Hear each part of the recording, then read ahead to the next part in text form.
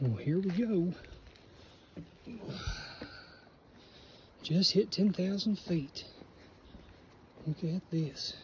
A frozen tributary here. Hope I do not fall in.